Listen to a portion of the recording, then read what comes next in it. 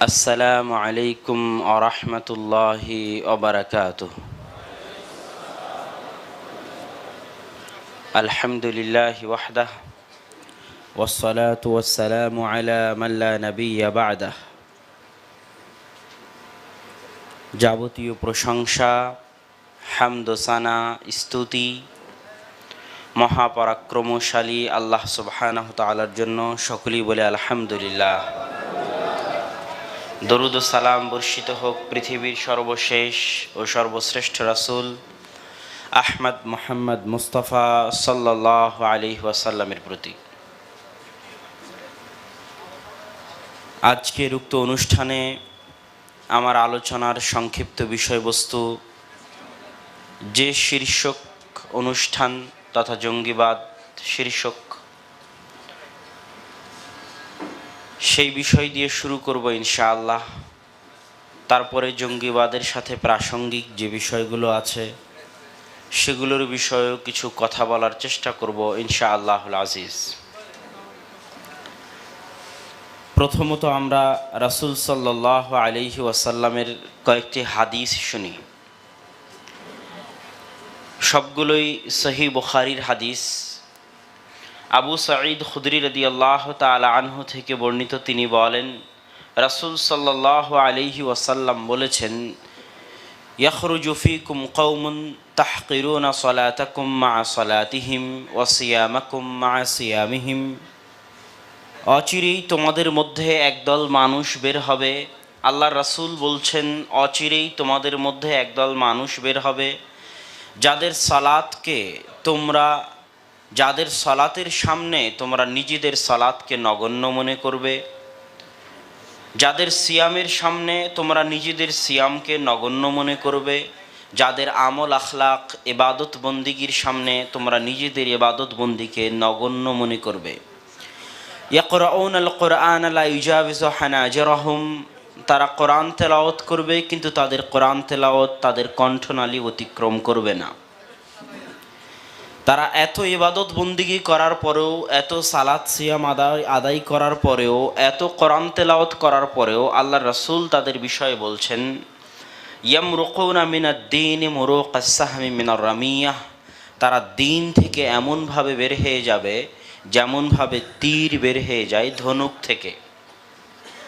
হাদিস সহিহ বুখারী 5058। আর এক হাদিসে যুল খুয়াইসরাহ নামক একজন ব্যক্তি রাসূল সাল্লাল্লাহু আলাইহি ওয়াসাল্লামকে বলতেছে, ইয়া রাসূলুল্লাহ ইত্তাকিল্লাহ ই'দিল। হে আল্লাহর রাসূল, আপনি আল্লাহকে ভয় করুন এবং ইনসাফের সাথে গনিমতের মাল বন্টন করুন। তার এই কথা শুনে রাসূল সাল্লাল্লাহু আলাইহি ওয়াসাল্লাম আশ্চর্য হয়ে যান এবং বলেন, আওয়ালাস্তু আহাক্কু আলাল আরদি আন ইয়াত্তাকিয়াল্লাহ। আমি কি সবচেয়ে বেশি হকদার নই পৃথিবীতে যে আমি আল্লাহ সুবহানাহু তাআলাকে সবচেয়ে বেশি ভয় করব? ইজা আসাইতু, আমি যদি আল্লাহ সুবহানাহু তাআলার বিধানের লঙ্ঘন করি তাহলে কে আল্লাহর বিধানের আনুগত্য করবে? ইজা লাম আ'দিল মান ইয়া'দিল, আমি যদি ইনসাফ না করি তাহলে পৃথিবীতে কে ইনসাফ করবে? পাশে খালিদ বিন ওয়ালিদ রাদিয়াল্লাহু তাআলা আনহু ছিলেন। তিনি আল্লাহর রাসূলকে বললেন, আল্লাহর রাসূল আপনি অনুমতি দিন, আযরিবু উনুকাহ। আমি এই ব্যক্তি যে আপনাকে বলে যে আপনি ইনসাফ করুন, আপনাকে বেইনসাফির অপবাদ দেয়, সেই ব্যক্তিকে আমি হত্যা করতে চাই, আপনি আমাকে অনুমতি দিন। তখন রাসূল সাল্লাল্লাহু আলাইহি ওয়াসাল্লাম বললেন, খালিদ বিন ওয়ালিদ লাআল্লাহু ইউসাল্লি। খালিদ বিন ওয়ালিদ তাকে হত্যা করিও না, হতে পারে সে সালাত আদায় করে। তখন খালিদ বিন ওয়ালিদ বললেন, আল্লাহর রাসূল আপনি জানেন না, কাম্মিন মুসাল্লিন, কত এমন মুসাল্লি আছে, ইয়াকুলু বিলিসানিহি মা লাইসা ফি কলবিহি, মুখে একটা বলে অন্তরে আরেকটা লালন করে, অন্তরে আরেকটা পোষণ করে। আল্লাহ রাসূল আপনি সহজ সরল, আপনি জানেন না কত মুসাল্লি আপনার পিছনে সালাত আদায় করে যাদের মুখে একটা অন্তরে আরেকটা। খালিদ বিন ওয়ালিদের এই কথা শুনে রাসূল সাল্লাল্লাহু আলাইহি ওয়াসাল্লাম বললেন, খালিদ ইন্নী লাম উমার আন আনকুবা, খালিদ আমি আদিষ্ট হইনি, আন কুলুবিন নাস, মানুষের বুক চিরে দেখার জন্য আমি আদিষ্ট হইনি। আল্লাহ আমাকে এটা আদেশ করেনি যে আমি মানুষের বুক চিরে দেখব মানুষের অন্তরে কি আছে, বরং আমি বিচার করব, ফায়সালা করব মানুষের বাহ্যিক অবস্থার উপর ভিত্তি করে। কেউ যদি বাহ্যিকভাবে বলে দেয় আশহাদু আল্লা ইলাহা ইল্লাল্লাহ ওয়া আশহাদু আন্না মুহাম্মাদার রাসূলুল্লাহ, আর ভিতরে ভিতরে সে কাফের হয়, হিন্দু হয়, মুশরিক হয়, খ্রিস্টান হয়, তাহলে আমি মুহাম্মদ তার হৃদয় চিরে দেখার জন্য আদিষ্ট হইনি, তার এই বাহ্যিক ঘোষণার উপর তার রক্ত হারাম হয়ে যাবে। আর ভিতরে ভিতরে যদি কাফের মুশরিক হয়ে থাকে তাহলে আল্লাহু আলিমুম বিযাতিস সুদূর, আল্লাহ মানুষের অন্তরের খবর জানেন, কিয়ামতের মাঠে আল্লাহ সেটার বিচার করবেন। কিন্তু দুনিয়াতে আমি আদিষ্ট হইনি মানুষের অন্তর চিরে দেখার জন্য। তবে খালিদ বিন ওয়ালিদ একটা কথা মনে রাখো, ইন্নাহু সায়াখরুজু মিন যিযি হাযা কওমুন, এই লোকের বংশধর থেকে যে আজকে আমাকে আমার জীবদ্দশায় বেইনসাফির অপবাদ দিল, এর বংশধর থেকে একদল মানুষ বের হবে, ইয়াকতুলুনা আহলাল ইসলাম, যারা মুসলমানদেরকে হত্যা করবে, কাফের ফতোয়া দিবে, মুসলমানদেরকে কাফের ফতোয়া দিয়ে হত্যা করবে, ওয়ায়াতরুকুনা আহলাল আওসান, আর হিন্দু মুশরিকদেরকে পরিত্যাগ করে দিবে। এর বংশ থেকে একদল মানুষ বের হবে যারা মুসলমানদেরকে হত্যা করবে আর হিন্দু মুশরিক কাফেরদেরকে ছেড়ে দিবে। লাইন আদরাকতুহুম, জেনে রাখো আমি মুহাম্মদ যদি তাদেরকে পাই যারা মুসলমানদেরকে কাফের ফতোয়া দিয়ে হত্যা করবে আর হিন্দু কাফেরদেরকে ছেড়ে দিবে, লাইন আদরাকতুহুম, আমি যদি তাদেরকে পাই, লাআকতুলান্নাহুম কতলা সামুদ, তাহলে সামুদ জাতির মতো তাদেরকে হত্যা করব। বিশাল হাদিস, সহিহ বুখারী 4351।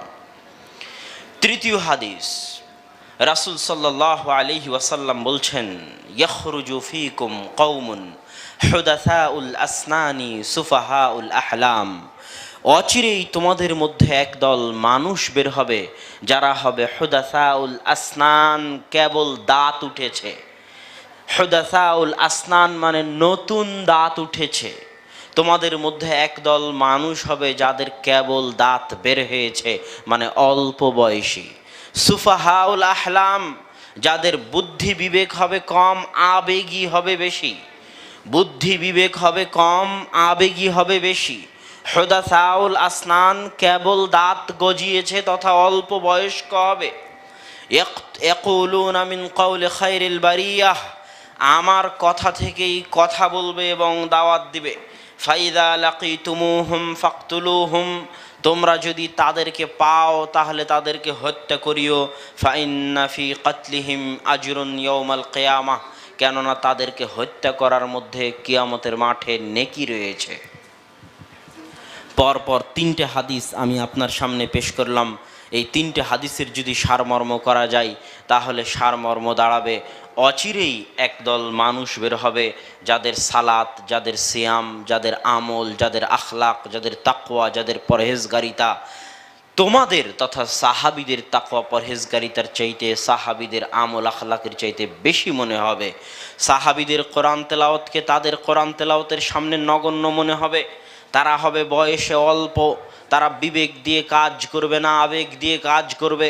তারা মুসলমানদেরকে কাফের ফতোয়া দিয়ে হত্যা করবে, ইহুদি খ্রিস্টান মুশরিক হিন্দুদেরকে হত্যা করবে না, তাদেরকে ছেড়ে দিবে। এটা হলো তাদের বৈশিষ্ট্য। এবার এদের ফলাফল কি? এরা ইসলাম থেকে এমনভাবে বের হয়ে যাবে যেমনভাবে তীর বের হয়ে যায় ধনুক থেকে। আল্লাহর রাসূল বলেছেন আমি যদি তাদেরকে পাই তাহলে সামুদ জাতির মতো তাদেরকে হত্যা করব। আল্লাহর রাসূল বলেছেন তোমরা যদি তাদেরকে পাও তাহলে তাদেরকে হত্যা করিও, কেননা তাদেরকে হত্যা করার মধ্যে নেকি রয়েছে। এই তিন হাদিসের সারমর্ম থেকে মুহাদ্দিসিনে কেরাম যারা ব্যাখ্যাকার তারা স্পষ্টভাবে বলেছেন যে যারা খারিজি তারা হচ্ছে এই কয়েকটা হাদিসের উদ্দেশ্য। খারিজি কারা? খারিজি যাদেরকে আমরা বলি জঙ্গি, তারাই হচ্ছে খারিজি। স্বাভাবিক অর্থে আমরা যাদেরকে জঙ্গি বুঝি তারাই হচ্ছে খারিজি। তাদের ক্ষেত্রেই রাসূল সাল্লাল্লাহু আলাইহি ওয়াসাল্লাম এই হাদিস বলেছেন। খারিজি জঙ্গিরা কেন খারিজি হয়, কেন জঙ্গি হয়? কয়েকটা ভুল আকিদার কারণে, কয়েকটা ভুল বিশ্লেষণের কারণে তারা জঙ্গি এবং খারিজি হয়ে যায়। এক, তারা কবিরা গুনাহগার মুসলমানকে কাফের মনে করে। দুই, তারা ইসলামী বা মুসলিম রাষ্ট্রকে কাফের রাষ্ট্র মনে করে, তাগুত মনে করে। যে কোনো ইসলামী রাষ্ট্র, বর্তমান 56-57টা মুসলিম রাষ্ট্র তাদের দৃষ্টিতে তাগুত। আর কবিরা গুনাহগার মুসলমান তাদের নিকটে কাফের। কবিরা গুনাহগার মুসলমানের রক্ত হালাল। তো আমরা প্রথম পয়েন্ট থেকে শুরু করব যে কবিরা গুনাহগার মুসলমান কি কাফের? আল্লাহ সুবহানাহু ওয়া তাআলা পবিত্র কোরআনে বলছেন, সূরা হুজরাতের 9 নম্বর আয়াত, ওয়াইন তাইফাতানি মিনাল মুমিনিনা ইকতাতালু ফাআসলিহু বাইনাহুমা। যদি মুমিনদের দুটি দল পরস্পরে লড়াই করে, পরস্পরে যুদ্ধ করে, তাহলে তোমরা তাদের মাঝে মীমাংসা করে দাও। এই আয়াত থেকে আমি কি ইস্তেদলাল করতে চাই, কি দলিল নিতে চাই? এই আয়াত থেকে আমি ইস্তেদলাল করতে চাই, দলিল নিতে চাই যে এক মুমিনের আর এক মুমিনের উপর অস্ত্র উত্তোলন করা হারাম, কবিরা গুনাহ। এটাই স্পষ্ট, এতে কোনো সন্দেহ নেই, মহা কবিরা গুনাহ। যেমন আল্লাহ সুবহানাহু ওয়া তাআলা বলতেছেন, মান ইয়াকতুল মুমিনান মুতাআম্মিদান ফাজাযাউহু জাহান্নাম। কেউ যদি কোনো মুমিনকে ইচ্ছাকৃতভাবে হত্যা করে তাহলে তার থাকার জায়গা জাহান্নাম। শুধু থাকার জায়গা জাহান্নাম বলা যথেষ্ট ছিল। আল্লাহ বললেন খালিদান ফিহা, চিরস্থায়ী জাহান্নামে থাকবে। তার চিরস্থায়ী জাহান্নামে থাকা যথেষ্ট ছিল। আল্লাহ বললেন গাদিবাল্লাহু আলাইহি, আল্লাহ তার উপর রাগান্বিত। কারো উপর আল্লাহর রাগান্বিত হওয়া যথেষ্ট ছিল। আল্লাহ বললেন ওয়ালা আনাহু, তার উপর আল্লাহর অভিশাপ বর্ষিত হোক। কারো উপর আল্লাহর অভিশাপ বর্ষিত হওয়াই যথেষ্ট ছিল। তারপর আল্লাহ বললেন ওয়া আদাল্লাহু লাহু আযাবান আযীমা, আল্লাহ তার জন্য কঠোর, কঠিন এবং ভয়াবহ মহা শাস্তি প্রস্তুত করে রেখেছেন। আল্লাহ সুবহানাহু ওয়া তাআলা একের পর এক বলতেই থাকলেন একজন মুমিনকে হত্যা করার গুনাহ কত বড় সেটা বুঝাতে গিয়ে আল্লাহ সুবহানাহু ওয়া তাআলা একের পর এক বললেন যে কোনো নিরপরাধ মুমিনকে হত্যা করবে তার থাকার জায়গা জাহান্নাম, চিরস্থায়ী জাহান্নামে থাকবে। আল্লাহ তার উপর রাগান্বিত, তার উপর আল্লাহর অভিশাপ বর্ষিত এবং আল্লাহ তার জন্য কঠোর, কঠিন এবং ভয়াবহ শাস্তি প্রস্তুত রেখেছেন। তথা মুমিনের গায়ে অস্ত্র উত্তোলন করা, মুমিনকে হত্যা করা মহা গুনাহ, কাবিরা গুনাহ। এত বড় কাবিরা গুনাহ যে কাবা ঘর যদি কেউ ধ্বংস করে, আপনি যদি কল্পনা করেন আপনি কাবা ঘর ধ্বংস করতে গেছেন, কুড়াল দিয়ে কাবা ঘর ভাঙতেছেন, তো কাবা ঘর ধ্বংস করলে জানা গুনাহ হবে, একজন মুমিনকে হত্যা করলে তার চেয়ে বেশি গুনাহ হবে। একথা আমি বলিনি, রাসূল সাল্লাল্লাহু আলাইহি ওয়াসাল্লাম বলেছেন লাহাদামুল কাবা আও লাহাদামুদ দুনিয়া আহওয়ানু ইনদাল্লাহ। কাবা ঘর ধ্বংস হয়ে যাওয়া, দুনিয়া ধ্বংস হয়ে যাওয়া আল্লাহর নিকটে অনেক হালকা। একজন মুমিনের রক্ত প্রবাহিত হওয়ার চাইতে, একজন মুমিনের রক্ত প্রবাহিত হওয়ার চাইতে আল্লাহ সুবহানাহু ওয়া তাআলার নিকটে কাবা ঘর ধ্বংস হয়ে যাওয়া অনেক অনেক হালকা। এই জন্য রাসূল সাল্লাল্লাহু আলাইহি ওয়াসাল্লাম বলেছেন লাওয়ান্না আহলাস সামাই ওয়া আহলাল আরজ ইশতারাকু ফি দামি মুমিনিন ওয়াহিদিন। আসমানের সকল অধিবাসী, জমিনের সকল অধিবাসী একত্রিত হয়ে যদি একজন মুমিনকে হত্যা করে, আদম থেকে নিয়ে কিয়ামত পর্যন্ত সকল মুমিন মুসলিম, সকল মানুষ একত্রিত হয়ে, সকল ফেরেশতা, সকল জিন একত্রিত হয়ে একজন নিরপরাধ মুমিনকে হত্যা করে, লা কাব্বাহুমুল্লাহু জামিআন ফিন্নার, তাহলে আল্লাহ সুবহানাহু ওয়া তাআলা একজন মুমিনকে হত্যা করার অপরাধে সারা পৃথিবীর সকল মানুষকে, সকল জিনকে, সকল ফেরেশতাকে একসাথে জাহান্নামে নিক্ষেপ করতে সরিষা সমপরিমাণ দ্বিধাবোধ করবেন না। মুমিনের রক্তের মূল্য অপরিসীম ও সীমাহীন। তাহলে একজন মুমিন যদি আর একজনের উপর হাত উত্তোলন করে তাহলে এটা কাবিরা গুনাহ। আর কাবিরা গুনাহগার ব্যক্তিকে আল্লাহ বলছেন ওয়াইন তাইফাতানি মিনাল মুমিনিনা ইকতাতালু, মুমিনদের দুইটা গ্রুপ যদি পরস্পর লড়াই করে, মুমিনের একটা গ্রুপ আর একটা গ্রুপের সাথে লড়াই করতেছে মানে কাবিরা গুনাহ করতেছে। আমি যদি বুঝাতে না পারি তাহলে আমার সাথে কথা বলতে হবে। মুমিন, এক মুমিন আর এক মুমিনের উপর হাত উত্তোলন করবে, এটা কি? কবিরা গুনাহ। তো এক মুমিন আর এক মুমিনের উপর হাত উত্তোলন করতেছে, আর আল্লাহ কোরআনে এই কবিরা গুনাহ করার পরেও আল্লাহ কোরআনে তাদেরকে মুমিন বলেই সম্বোধন করতেছেন। কথা মনে হয় বুঝাতে পারিনি। আল্লাহ যখন কোরআনে মুমিনদের যুদ্ধরত দুইটা গ্রুপের কথা বলতেছেন, তখন আল্লাহ বলেননি যে কাফেরদের যুদ্ধরত দুইটা গ্রুপ। আল্লাহ বলেছেন ওয়াইং তাইফাতানি মিনাল মুমিনিনা ইকতাতালু, মুমিনদের পরস্পর যুদ্ধরত দুইটা গ্রুপ যদি তোমরা পাও তো মীমাংসা করো। মানে মুমিনেরা কাবিরা গুনাহ করার পরও এখনো কি আছে? এখনো মুমিন আছে। দ্বিতীয় দলিল, আল্লাহ সুবহানাহু ওয়া তাআলা সূরা তাহরিমে বলতেছেন ইয়া আইয়ুহাল্লাযীনা আমানু তুবু ইলাল্লাহি তাওবাতান নাসুহা, ও হে ঈমানদারগণ তোমরা আল্লাহ সুবহানাহু ওয়া তাআলার নিকটে তওবা করো। সাগীরা গুনাহের জন্য তওবা করতে হয় না। সাগীরা গুনাহ ওযুর মাধ্যমে ক্ষমা হয়ে যায়। এক ওয়াক্ত সালাত থেকে আর এক ওয়াক্ত সালাতের মাঝে যে সাগীরা গুনাহ হয় তা সালাত আদায় করলে ক্ষমা হয়ে যায়। এক জুমা থেকে আর এক জুমার মাঝে যে সাগীরা গুনাহ হয় তা জুমার সালাত আদায় করলে ক্ষমা হয়ে যায়। এক রমাজান থেকে আর এক রমাজানের মাঝে যে সাগীরা গুনাহ হয় তা রমাজানের সিয়ামের কারণে ক্ষমা হয়ে যায়। সাগীরা গুনাহের কারণে তওবার প্রয়োজন হয় না, তওবার প্রয়োজন হয় কাবিরা গুনাহের জন্য। তাহলে আল্লাহ যাদেরকে তওবা করতে বলতেছেন তারা কাবিরা গুনাহগার ব্যক্তি, এটা কি বুঝতে পারতেছেন? তো কাবিরা গুনাহ করার পরেও আল্লাহ তাদেরকে সম্বোধন করতেছেন ইয়া আইয়ুহাল্লাযীনা আমানু তুবু ইলাল্লাহ, ও হে কাবিরা গুনাহগার মুমিনগণ, ও হে কাবিরা গুনাহগার মুমিনগণ তোমরা তওবা করো। মানে কাবিরা গুনাহ করার পরেও আল্লাহ তাদেরকে কি বলে সম্বোধন করেছেন? মুমিন বলে সম্বোধন করেছেন। পবিত্র কোরআনে এরকম হাজারো দলিল আছে। ইয়া আইয়ুহাল্লাযীনা আমানু কুতিবা আলাইকুমুল কিসাস, ও হে ঈমানদারগণ তোমাদের উপর কিসাস ফরজ। মানে যে ঈমান আনয়ন করার পরে আর একজনকে হত্যা করেছে সে এখনো মুমিন, তার উপর কিসাস ফরজ। সে আর একজনকে হত্যা করার কারণে এখনো কাফের হয়ে যায়নি। তাহলে আপনি হয়তো মনে মনে ভাববেন যে হত্যার হুকুম তখনই দেওয়া হয় যখন হয়তো কাফের হয়ে যায়। এটা অনেকের মাথার মধ্যে একটা ভুল ধারণা থাকে যে মুরতাদ হয়ে গেলে হত্যা করার হুকুম দেওয়া হয়, তার মানে সে কাফের হয়ে গেছে। তার মানে যত জায়গায় হত্যার হুকুম আছে সব জায়গায় হয়তো সে কাফের হয়ে গেছে। একজন মুসলমান অন্যায়ভাবে আরেকজন মুসলমানকে যদি হত্যা করে তাহলে এই মুসলমানকে হত্যা করতে হবে কিসাসান, কিসাস স্বরূপ। তো যে হত্যাকারী মুসলমান সে কি হত্যা করার জন্য কাফের হয়ে গেছে? কথা মনে হয় আমি বুঝাতে পারিনি। ঠিক যেমনই যে বিবাহিত অবস্থায় জেনা করেছে তাকে কি করতে বলা হয়েছে? হত্যা করতে বলা হয়েছে। তো তাকে এই জন্য কি হত্যা করতে বলা হয়েছে যে বিবাহিত অবস্থায় জেনা করার কারণে সে ইসলাম থেকে কাফের হয়ে গেছে, বের হয়ে গেছে? মুফারিকুল জামাহ, যে জামাত থেকে বের হয়ে যায় তাকে হত্যা করতে বলা হয়েছে। তার মানে কি এই যে তাকে এই জন্য হত্যা করতে বলা হয়েছে যে সে কাফের হয়ে গেছে? কাফের হলে হত্যা করতে বলা হয় এটা নয়, বরং মুমিন হওয়ার পরেও হাদ্দান হত্যা করতে বলা হয়। হদ কায়েম করার জন্য হত্যা করতে বলা হয়। যদি তার উপর হদ কায়েম করা হয় তো এই হদই তার জন্য তওবা হয়ে যাবে। আল্লাহু আকবার। যে ব্যক্তি আর এক ব্যক্তিকে অন্যায়ভাবে হত্যা করেছে তাকে যদি হত্যা করা হয় তাহলে তার এই হত্যা করাই তার জন্য তওবা হয়ে যাবে। আল্লাহ সুবহানাহু ওয়া তাআলা তার ঈমানের কারণে তাকে জান্নাতে দিয়ে দিবেন।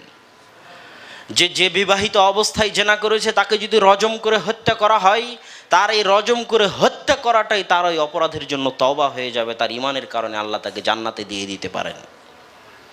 সম্মানিত উপস্থিতি, অতএব এটাও আপনাদের বুঝতে হবে যে হত্যা মানেই যে সে ইসলাম থেকে বের হয়ে গেছে, কাফের হয়ে গেছে, এমন নয়। তো আমরা বলছিলাম যে কোরআনের এই অগণিত আয়াতগুলো প্রমাণ করে যে আল্লাহ সুবহানাহু তাআলা কবিরা গুনাহগার ব্যক্তিকে কাফের বলতেছেন না, বরং কবিরা গুনাহগার ব্যক্তি এখনো মুমিন আছে, তবে ফাসিক মুমিন। কেমন মুমিন? ফাসিক মুমিন, পাপিষ্ঠ মুমিন, অপরাধী মুমিন। সে কামেল মুমিন নয়, পরিপূর্ণ মুমিন নয়, পূর্ণাঙ্গ মুমিন নয়। সে হচ্ছে ফাসিক, পাপিষ্ঠ মুমিন। তার রক্ত হারাম, তাকে আপনি হত্যা করতে পারবেন না।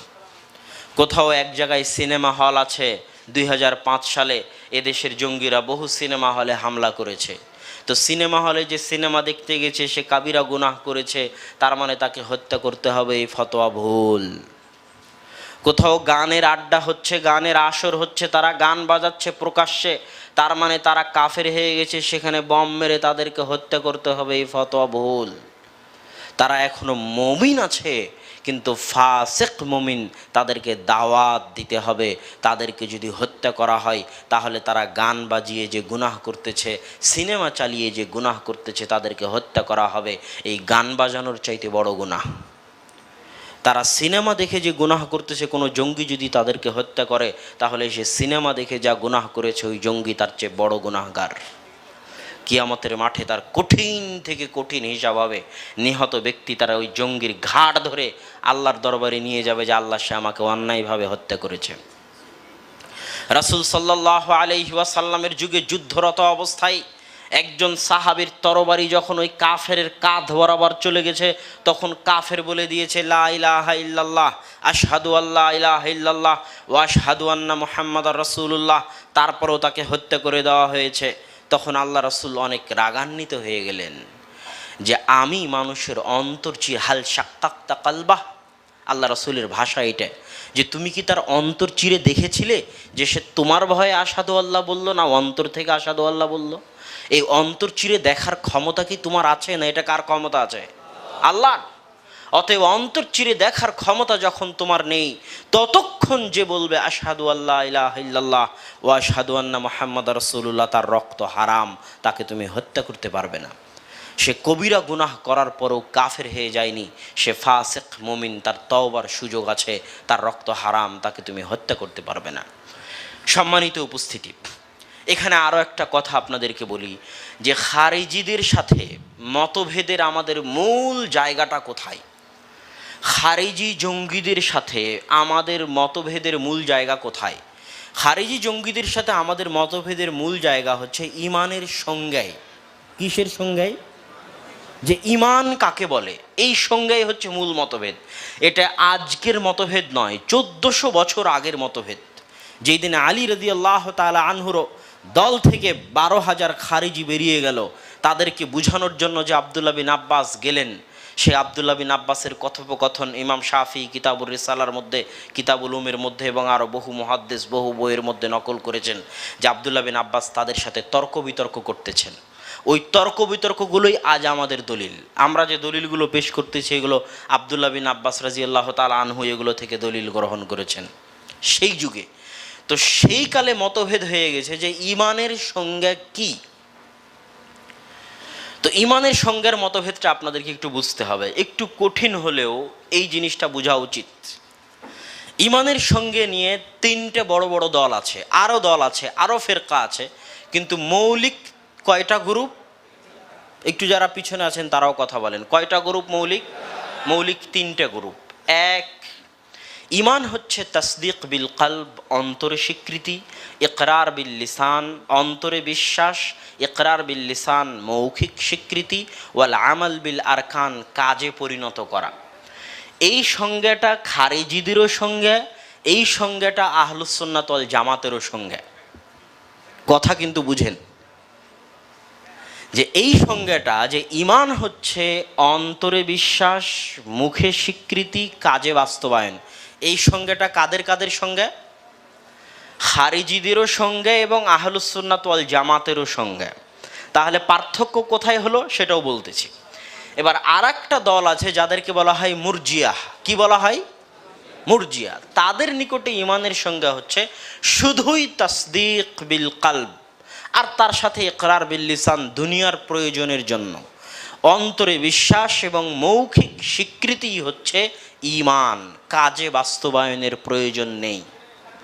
পৃথিবীতে খারিজিদের সংখ্যা যত বেশি, তার চাইতে হাজারো গুণ বেশি মুরজিয়াদের সংখ্যা। কথা মনে হয় বুঝাতে পারিনি।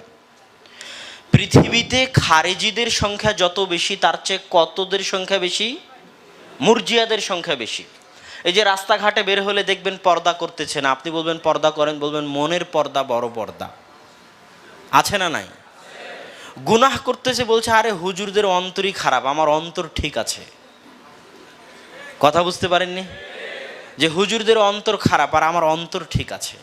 তা এরা হচ্ছে সব মুরজিয়া, যারা মনে করে সালাতের প্রয়োজন নাই, সিয়ামের প্রয়োজন নাই, হজ জাকাতের প্রয়োজন নাই, অন্তরে ইমান আছে, জান্নাতে যাবই। কথা কি বুঝতে পারছেন? এরাই হচ্ছে মুরজিয়া। এদের জন্য এদের জবাব কি থেকে দিবেন? এদের জবাব দিবেন কবিরা গুনাহগারদের জন্য যত শাস্তির কথা আল্লাহ রাসূল বলেছে। মদ খেলে জাহান নামে কি শাস্তি দেওয়া হবে, জেনা করলে জাহান নামে কি শাস্তি দেওয়া হবে, সুদ খেলে জাহান নামে কি শাস্তি দেওয়া হবে, কবিরা গুনাহগার ব্যক্তিদের যত শাস্তির কথা আল্লাহ রাসূল হাদিসে বলেছে, সব শাস্তি হচ্ছে এই মুরজিয়াদের জন্য রদস্বরূপ। আর মুরজিয়াদেরকে আরও, মুরজিয়া থেকে বাঁচার জন্য আপনাদেরকে আব্দুর রাজ্জাক বিন ইউসুফের বক্তব্য শুনতে হবে, তথা আমল করার জন্য, আমল আখলাক পরিবর্তন করার জন্য যিনা সালাত আদায় করতেই হবে, গান বাজনা থেকে বিরত থাকতেই হবে, পর্দা অবলম্বন করতেই হবে। আমল আখলাক সংক্রান্ত মুরজিয়া যারা আছে, হাজারো মুরজিয়া সারা বাংলাদেশে ছড়িয়ে ছিটিয়ে আছে, যারা মনে করে অন্তর ঠিক আছে তো জান্নাতে চলে যাবে, এদের থেকে বাঁচতে হবে। এটা ভ্রান্ত ফিরকা। এবার আসি ইমানের সঙ্গে আহলুস সুন্নাত ওয়াল জামাআত এবং খারিজিদের যে সঙ্গে একত্রিত হয়ে গেল যে অন্তরে বিশ্বাস, মৌখিক স্বীকৃতি, কাজে বাস্তবায়ন, এটা খারিজিদেরও সঙ্গে আহলুস সুন্নাত ওয়াল জামাআতেরও সঙ্গে। পার্থক্য কোথায়? জি, পার্থক্য হচ্ছে আহলুস সুন্নাত ওয়াল জামাআতের নিকটে অন্তরের স্বীকৃতি, অন্তরের বিশ্বাস এবং মৌখিক স্বীকৃতি হচ্ছে গাছের গোড়া, আর আমল হচ্ছে গাছের ডালপালা, শাখা প্রশাখা। এটা হচ্ছে আহলুস সুন্নাত ওয়াল জামাতের নিকটে। গাছের যদি একটা ডাল কেটে দেওয়া হয় তাহলে কেউ বলবে না যে গাছটা কেটে দেওয়া হয়েছে। কথা কি বুঝতে পারছেন? গাছের যদি পাতা কেটে দেওয়া হয় তাহলে কেউ বলবে না যে গাছটা কেটে দেওয়া হয়েছে, কেননা গাছের গোড়া, মূল বডিটা এখনো আছে। আর খারিজিদের নিকটে আমল, আখলাক, আকিদা, মৌখিক স্বীকৃতি সবই গাছের গোড়া। একটাও যদি পাতা ঝরে পড়ে তাহলে তারা বলবে গাছটাই কাটা গেছে। একটাও যদি ডাল কাটা হয় তাহলে তারা বলবে গাছটাকেই কাটা হয়ে গেছে। দুটা যদি ডাল কাটা হয় তাহলে তারা বলবে গাছটা কাটা হয়ে গেছে। কথা মনে হয় আমি বুঝাতে পারিনি। রাসূল সাল্লাল্লাহু আলাইহি ওয়াসাল্লাম বলছেন যে ইমানের 70-এরও অধিক শাখা রয়েছে, আর সর্বোচ্চ শাখা হচ্ছে লা ইলাহা ইল্লাল্লাহ, আর সর্বনিম্ন শাখা হচ্ছে ইমাতাতুল আদা, রাস্তা থেকে কষ্টদায়ক বস্তু দূরে সরিয়ে ফেলা। তো এই যে ইমানের 70টা শাখা প্রশাখা আছে, আল হায়া ও মিনাল ইমান, লজ্জা হচ্ছে ইমানের একটি শাখা। তো তাসদিক বিল কালব, অন্তরে যে আমি বিশ্বাস করলাম আল্লাহর উপর, আল্লাহর রাসূলের উপর, মুখে যে আমি স্বীকৃতি দিলাম আল্লাহর বিষয়ে এবং আল্লাহর রাসূলের বিষয়ে, এটা হলো আমার গাছের গোড়া। এবার আমি যত আমল করব, সালাত আদায় করব, সিয়াম পালন করব, যত হুকুম আহকাম আছে ইসলামের, সেগুলোকে যতটা পরিপূর্ণভাবে পালন করব আমি ততটা পূর্ণাঙ্গ মুমিন। কথা বুঝতে পারছেন? আর যত কম পালন করব আমি মুমিন আছি ঠিকই, কিন্তু ফাসিক মুমিন। যতটা গুনাহ থাকবে, যতটা ডাল কাটা যাবে, আমি এখনো মুমিন আছি ঠিকই, কিন্তু ফাসিক মুমিন। আর খারিজিদের নিকটেই পুরোটাই হচ্ছে গাছের গোড়া।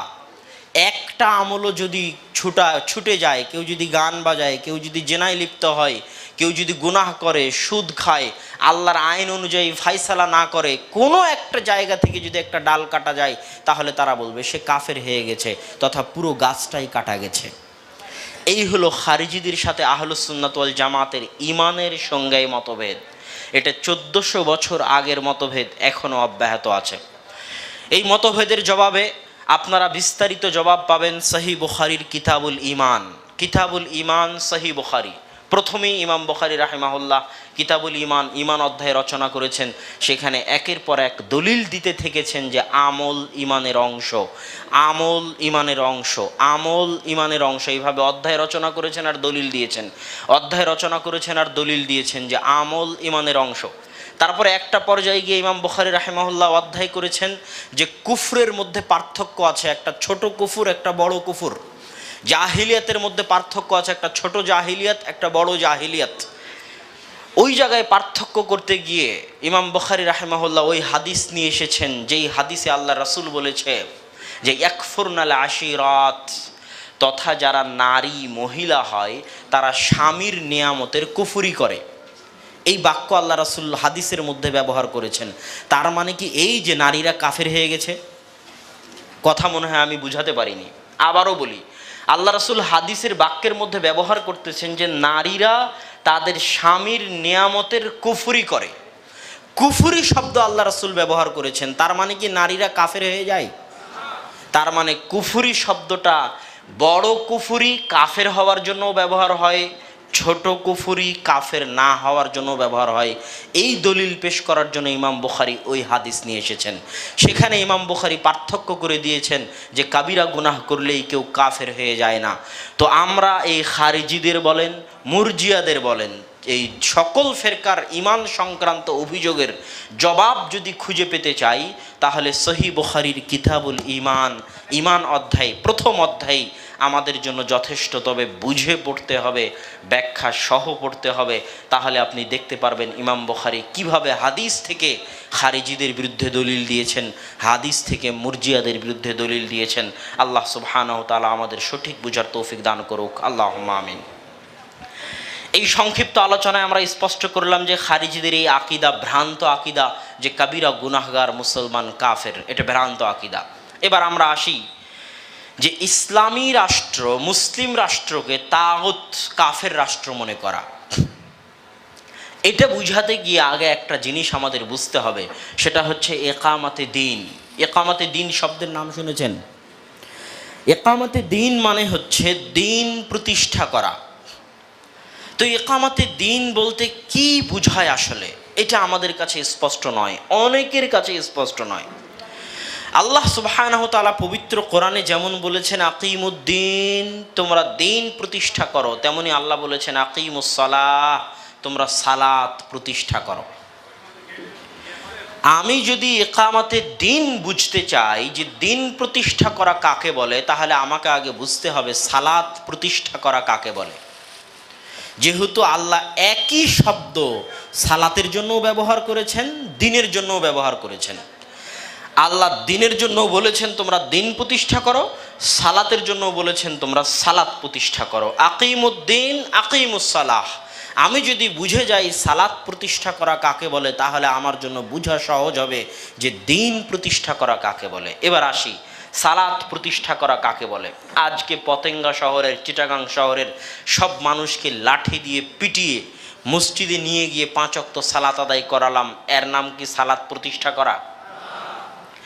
আমি যে লাঠি দিয়ে পিটিয়ে পতেঙ্গা চিটাগাংয়ের সব মানুষকে মসজিদে নিয়ে গেলাম সালাত আদায় করানোর জন্য, তাদের কেউ কেউ সূরা ফাতিহা জানে না, তাদের কেউ কেউ রুকু কিভাবে করতে হয় জানে না, তাদের কেউ কেউ সিজদা কিভাবে করতে হয় জানে না, সালাতে ওযু কিভাবে করতে হয় তা তারা জানে না। তাদের সালাত কি হবে?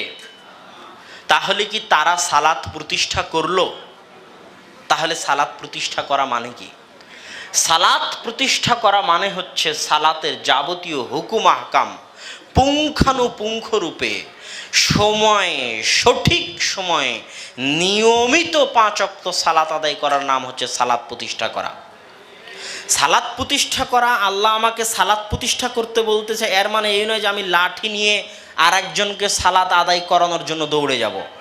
আল্লাহ সালাত প্রতিষ্ঠা করতে বলতেছে মানে আল্লাহ আমাকে বলতেছে আমি যেন যাবতীয় হুকুম আহকাম মেনে সঠিক সময়ে নিয়মিত 5 ওয়াক্ত সালাত আদায় করি। আমি যদি নিয়মিত 5 ওয়াক্ত সালাত হুকুম আহকাম মেনে আদায় করি, তাহলে আমি আমার জীবনে একামাতে সালাত করলাম, সালাত প্রতিষ্ঠা করলাম। কথা কি আমি বুঝাতে পারতেছি আপনাদেরকে? ঠিক একামতে দিন, দিন প্রতিষ্ঠা করা। দিন প্রতিষ্ঠা করা মানে এই নয় যে আমি লাঠি নিয়ে দৌড়ে চলে যাব আরেকজনের বাড়িতে যে তোমার ওপর দিন কায়েম করতে হবে। জি না, সালাত প্রতিষ্ঠার মতোই দিন প্রতিষ্ঠা করা মানে হচ্ছে সকাল থেকে সন্ধ্যা পর্যন্ত, জন্ম থেকে মৃত্যু পর্যন্ত দিনের যাবতীয় নিয়ম কানুন, আপনার পারিবারিক, ব্যক্তিগত, রাষ্ট্রীয়, সামাজিক জীবনের যত হুকুম আহকাম নিয়ম কানুন ইসলাম দিয়েছে, সকল হুকুম আহকাম নিয়ম কানুন নিজের জীবনে পুঙ্খানুপুঙ্খরূপে বাস্তবায়ন করার নাম একামতে দিন। আপনার মুখে দাড়ি নাই, টাকনুর নিচে প্যান্ট, আর আপনি স্লোগান দিচ্ছেন একামতে দিনের, তাহলে এটা কি হলো?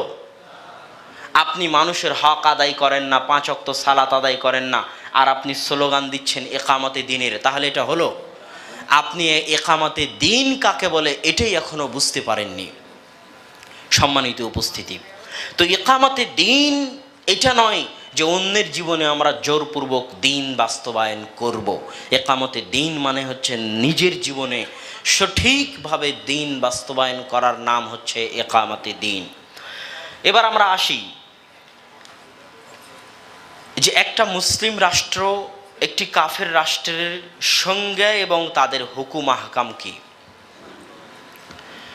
শেখ সালেহ আল উসাইমিন রাহিমাহুল্লাহ মুসলিম রাষ্ট্রের যে শর্তগুলো দিয়েছেন তার মধ্যে অন্যতম কয়েকটি শর্ত হচ্ছে: এক, মুসলিম রাষ্ট্রের নেতা মুসলিম, ওই রাষ্ট্র মুসলিম রাষ্ট্র যার রাষ্ট্রপ্রধান কি মুসলিম।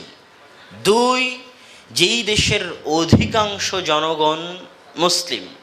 তিন, যেই দেশের সংস্কৃতিতে সমাজে ইসলামী হুকুম আহকামের গালাবা প্রাধান্য আছে, ইসলামী হুকুম আহকাম পালন করতে বাধাগ্রস্ত হতে হয় না, সেই রাষ্ট্র মুসলিম রাষ্ট্র। যতক্ষণ না ওই রাষ্ট্রের রাষ্ট্রপ্রধান প্রকাশ্য কাফের হয়ে গেছে, প্রকাশ্য কাফের, ততক্ষণ পর্যন্ত তার বিরুদ্ধে কোনো প্রকার বিদ্রোহ করা যাবে না। যদি প্রকাশ্য কাফের হয়েই যায় তাহলে তখনই বিদ্রোহ করা যাবে যখন তাকে সরিয়ে পুনরায় ক্ষমতা দখল করার শক্তি থাকবে। প্রকাশ্য কাফের হয়ে গেছে কিন্তু সরিয়ে ক্ষমতা দখল করার শক্তি নাই, তাহলে বিদ্রোহ যাবে না। যেমন আজকের সিরিয়া, আজকের ইয়েমেন, আজকের মিশর, এগুলোতে অনেকেই হয়তো আছে প্রকাশ্য কাফের, যেমন বাশার আল আসাদ প্রকাশ্য কাফের, কিন্তু তাকে সরিয়ে তার জায়গায় ক্ষমতা দখল করার মতো শক্তি মুসলমানদের না থাকার কারণে এবং তার বিরুদ্ধে এই বিদ্রোহ করার কারণে শক্তি ছাড়া এত মুসলমানের রক্তপাত হয়েছে সিরিয়ার মাটিতে যে সন্দেহ হয় ইহুদি খ্রিস্টানেরা এত মুসলমানকে হত্যা করেছে কিনা। সিরিয়ার মাটিতে গৃহযুদ্ধে যত মুসলমান মারা গেছে। এখানে আর একটা কথা বলি, যে নারী যদি রাষ্ট্রনেতা হয়ে যায়, ইসলামে তো নারী রাষ্ট্রনেতা হতে পারে না। ইসলামে মৌলিকভাবে নারী রাষ্ট্রনেতা হতে পারে না। এখন নারী রাষ্ট্রনেতা হয়ে গেছে, যে রাষ্ট্রনেতা হওয়ার যোগ্য নয় সে জোরপূর্বক রাষ্ট্রনেতা হয়ে গেছে, তখন কি করবেন? রাসূল সাল্লাল্লাহু আলাইহি ওয়াসাল্লাম বলছেন, হাবশি দাস, কালো হাবশি গোলাম যদি তোমাদের নেতা হয়ে যায় তো তোমরা তার আনুগত্য করো। দাস কিন্তু নেতা হতে পারে না। স্বাভাবিক গতিতে যদি ইসলামের বিধান অনুযায়ী নেতা হওয়ার সিস্টেম আগায় তাহলে ইসলামের বিধানে দাসেরা রাষ্ট্রনেতা হতে পারবে না।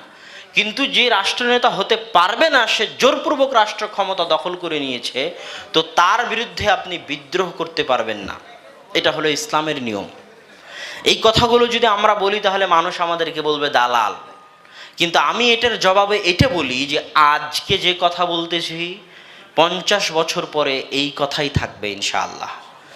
ক্ষমতায় যেই থাকুক আমার ফতোয়া অপরিবর্তনীয়। আমি যদি ক্ষমতা দেখে ফতোয়া পরিবর্তন করতাম তাহলে তুমি আমাকে দালাল বলতে পারো, কিন্তু আমার ফতোয়া অপরিবর্তনীয়, ক্ষমতায় যেই থাক। এটাই ইসলামের নিয়ম। রাষ্ট্রের ক্ষেত্রে ইসলামের আরো নিয়ম হচ্ছে, কিছু কিছু হুকুম আহকাম বিধিবিধান আছে যা রাষ্ট্র ছাড়া বাস্তবায়ন সম্ভব নয়। যেমন হজ, ঈদ, জিহাদ, এগুলো রাষ্ট্র ছাড়া বাস্তবায়ন করার কোনো সুযোগ ইসলাম দেয়নি। ঈদের সালাত এক গ্রামে একজন আদায় করবে, আর এক গ্রামে আর একজন আদায় করবে, জি না। রাষ্ট্র যেই দিন আদায় করবে, ইমাম যেই দিন আদায় করবে সেই দিন সবাই আদায় করবে। এটা হলো সব ফতোয়ার বড় ফতোয়া। একদিনে ঈদ করার ফতোয়া এক সাইডে, আলাদা দিনে চাঁদের উদয়স্থল ভেদে আলাদা দিনে ঈদ করার ফতোয়া এক সাইডে। তার চেয়ে বড় ফতোয়া হচ্ছে ইমাম, নেতা, রাষ্ট্রনেতা যেই দিনে ঈদের ঘোষণা দিবে ওই দিনে ঈদ করতে হবে। হজ, আপনি আপনার তারিখ অনুযায়ী মক্কায় গিয়ে হজ করবেন, আমেরিকা থেকে আরেকজন তার তারিখ অনুযায়ী মক্কায় এসে হজ করবে, অসম্ভব। মক্কা যার অধীনে আছে তিনি যেই দিন হজের ঘোষণা দিবেন, তুমি যেই দেশেরই হও না কেন ওই অনুযায়ী তোমাকে হজ আদায় করতে হবে। হজ রাষ্ট্র ক্ষমতা ছাড়া বাস্তবায়ন সম্ভব নয়। ঠিক তেমনি জিহাদ, তুমি 5 জন 10টা গ্রুপ একত্রিত করে জেহাদের ঘোষণা দিয়ে দিবে, আর 15 জন আর একটা গ্রুপ একত্রিত করে আমির হয়ে বায়াত নিয়ে জেহাদের ঘোষণা দিয়ে দিবে। জেহাদ এমন নয়। ইন্নামাল ইমামু জুন্নাতুন ইউকাতালু মিন ওয়ারাইহি, রাষ্ট্রনেতা হচ্ছে ঢাল, তার পিছনে থেকে যুদ্ধ করতে হয়। রাষ্ট্রনেতা ছাড়া ইসলামী যুদ্ধের কোনো বিধিবিধানই নেই। মানুষ আমাদেরকে প্রশ্ন করে যে ভাই আপনারা এত ফতোয়া দেন, তাহলে মুসলমানদের এই অবস্থায় হবেটা কি? মুসলমানদের আরাকানে এই অবস্থা, আফগানিস্তানে এই অবস্থা, অমুক জায়গায় এই অবস্থা, তাহলে মুসলমানেরা উদ্ধার হবে কিভাবে?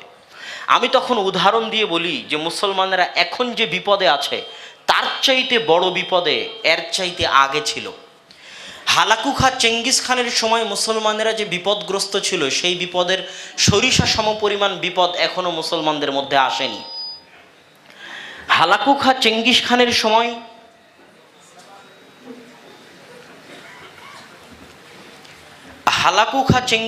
সময় মুসলমানেরা যত বিপদগ্রস্ত ছিল, সেই বিপদের সরিষা সমপরিমাণ এখনো আসেনি। ক্রুসেডারদের সময় মুসলমানেরা যতটা বিপদগ্রস্ত ছিল, সেই বিপদের সরিষা সমপরিমাণ এখনো আসেনি। তো ক্রুসেডারদের থেকে আল্লাহ মুসলমানদের নাজাত দিয়েছেন। 10-15টা গ্রুপ এক জায়গায় হয়ে জেহাদের ঘোষণা দিল তাদের হাত দিয়ে। আমার প্রশ্নটা বুঝেন, যে ক্রুসেডারদের হাত থেকে আল্লাহ মুসলমানদের নাজাত দিয়েছেন, এরকম 5-6 জন এক জায়গায় হয়ে একটা জঙ্গি গ্রুপ, জেহাদি গ্রুপ তৈরি করে আমির হয়ে জেহাদের ঘোষণা দিল তাদের হাত দিয়ে, না রাষ্ট্রনেতা, বৈধ রাষ্ট্রনেতা সালাহউদ্দিন আইয়ুবের হাত দিয়ে? তিনি বৈধ রাষ্ট্রনেতা ছিলেন, তার হাত দিয়ে। হালাকু খা চেঙ্গিস খানের হাত থেকে আল্লাহ মুসলমানদের নাজাত দিয়েছেন ওই 2-10টা ছেলে এক জায়গায় হয়ে জেহাদের ঘোষণা দিল তাদের হাত দিয়ে, না বৈধ রাষ্ট্রনেতা জাহির বেরবাসের হাত দিয়ে? বৈধ রাষ্ট্রনেতা জাহির বেরবাসের হাত দিয়ে। স্বয়ং শাইখুল ইসলাম ইবনে তাইমিয়া রাহিমাহুল্লাহ রাষ্ট্রনেতার পিছনে থেকে হালাকু খা চেঙ্গিস খানদের বিরুদ্ধে, তাতারিদের বিরুদ্ধে জেহাদে অংশ নিয়েছেন। অতএব আজও মুসলমানেরা যেই ক্রাইসিস অতিক্রম করতেছে, এই ক্রাইসিস থেকে আল্লাহ মুসলমানদের নাজাত দিবেন কোনো জঙ্গি গ্রুপের হাত দিয়ে নয়, বরং বৈধ রাষ্ট্রনেতার যে বৈধ জেহাদের মাধ্যমে। এবং আমি এই কথা বহুবার বলেছি, যেই দিন বৈধ রাষ্ট্রনেতা জেহাদের ঘোষণা দিবে, সেই দিন তোমরা যারা আমাদেরকে দালাল বড়, আমরা জেহাদের সামনের কাতারে থাকবো ইনশাআল্লাহ। অতএব আমরা জেহাদ বিরোধী নই, আমরা বৈধ জেহাদের পক্ষে। আর অবৈধ জেহাদ যেটা মুসলমানদের রক্ত প্রবাহিত করে, অবৈধভাবে মুসলমানদের রক্তের গঙ্গা বইয়ে দেয়, আমরা সেই জঙ্গিবাদ, সেই সন্ত্রাসবাদের বিরুদ্ধে, যার বিরুদ্ধে আব্দুল্লাহ বিন আব্বাস ছিলেন। সম্মানিত উপস্থিতি, এখানে আর একটা কথা, যে ভাই আপনি যে রাষ্ট্র করতেছেন, তাহলে খলিফা ছাড়া, খেলাফত ছাড়া তো ইসলামে এই জাতীয় ভাঙ্গা টুকরো রাষ্ট্রের কোনো বিধান নাই। তাহলে আপনি ভাঙ্গা টুকরো রাষ্ট্রের রাষ্ট্রনেতার আনুগত্যের কথা কেন বলতেছেন? আমার উত্তর, যে ঠিক আছে আপনার কথা, উমাইয়া খেলাফত যতদিন ছিল তখন মুসলমানেরা এক খলিফার অধীনে ছিল, কিন্তু বড় বড় আলেমের জীবদ্দশাতে খেলাফত টুকরো অবস্থায় ছিল। একটা সময় গেছে যখন আব্বাসীরা বাগদাদে শাসন করেছে আর উমাইয়ারা স্পেনে শাসন করেছে, একই সময়ে 2টা খলিফার খেলাফত চলতেছে, মানে 2টা রাষ্ট্র চলতেছে। কথা কি আমার বুঝতে পারতেছেন? তো ইসলামের ইতিহাসে এরকম গেছে, বড় বড় আলেমদের উপস্থিতিতে, বড় বড় ইমামদের উপস্থিতিতে, যে আলাদা আলাদা খেলাফা ছিল, আলাদা আলাদা রাষ্ট্র ছিল, তখনও ওই বড় বড় আলেমগণ এই আলাদা আলাদা খেলাফা, আলাদা আলাদা রাষ্ট্রের রাষ্ট্রনেতার আনুগত্য করেছেন।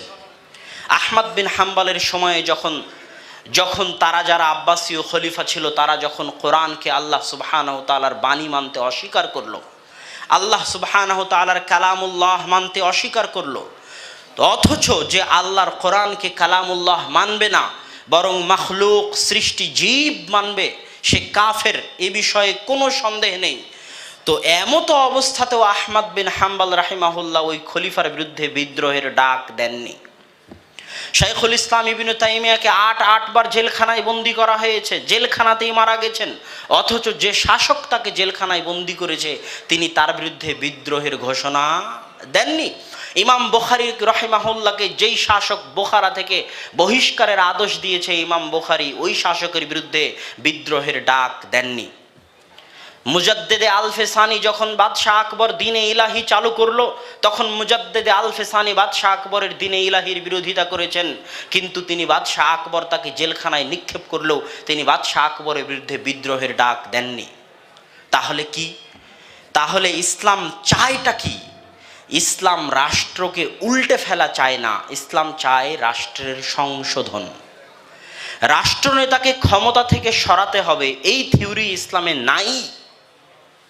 ইসলামের থিওরি হচ্ছে যে একবার রাষ্ট্রনেতা হয়ে গেছে, তার যতদিন ক্ষমতা আছে তুমি ততদিন তার আনুগত্য করো, তার পিছনে থাকো।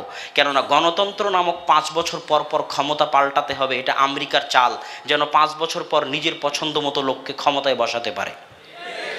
আর যখন কেউ 5 বছরের জন্য ক্ষমতায় আসবে, তখন সে ভাববে আমি তো মাত্র 5 বছর আছি, এত কোটি টাকা ভোটের পিছনে খরচ করে আসলাম, যা পাই লুটে নিয়ে চলে যাই। আর যখন তাকে বলা হবে না তুমি মরা পর্যন্ত ক্ষমতায় আছো, তখন তার একটা পর্যায়ে খেতে খেতে দয়া হবে, এত যখন খাইলাম দেশের জন্য কিছু করি। এই জন্য ইসলাম কোন রাষ্ট্রনেতা পরিবর্তনের থিওরিতে কোনো মতেই বিশ্বাস করে না। ইসলাম বিশ্বাস করে যে রাষ্ট্রনেতা হয়ে গেছে তাকে নিরাপত্তা দিয়ে দাও, যে আমি আপনার পিছনে আছি, তবে আপনি এই কাজ ভুল করতেছেন, এই কাজ ভুল করতেছেন, এই কাজ ভুল করতেছেন, এটা সংশোধন করুন, এটা সংশোধন করুন। এই কাজ আহমদ বিন হাম্বাল করে গেছে, এই কাজ ইবনে তাইমিয়া করে গেছে, এই কাজ মুজাদ্দিদে আলফিসানি করে গেছে। এটাই ইসলামের নিয়ম, এটাই সালাফে সালেহিনের পথ। সম্মানিত উপস্থিতি, আমার সময় হয়তো শেষ হয়ে এসেছে, আমি আমার বক্তব্য সংক্ষিপ্ত করতেছি। আমি আমার বক্তব্যে আপনাদেরকে যেটা বুঝাতে চাইলাম সেটা হচ্ছে দুইটা জিনিস। খারেজি জঙ্গিরা 2 জায়গায় বিভ্রান্ত হয়েছে। 1, কবিরা গুনাহগার মুসলমানকে কাফের মনে করেছে। 2, মুসলিম রাষ্ট্রকে তাগুত কাফের রাষ্ট্র মনে করেছে। আমি এই দুইটারই সংক্ষিপ্তভাবে জবাব দেওয়ার চেষ্টা করলাম। আল্লাহ সুবহানাহু ওয়া তাআলা আমাদেরকে এই ফিতনা থেকে হেফাজত করুন, যুবক সমাজকে এই ফিতনা থেকে হেফাজত করুন। আল্লাহুম্মা আমিন। ওয়া আখির দাওয়ানা আনিল হামদুলিল্লাহি রাব্বিল আলামিন। আসসালামু আলাইকুম ওয়া রাহমাতুল্লাহি ওয়া বারাকাতুহু।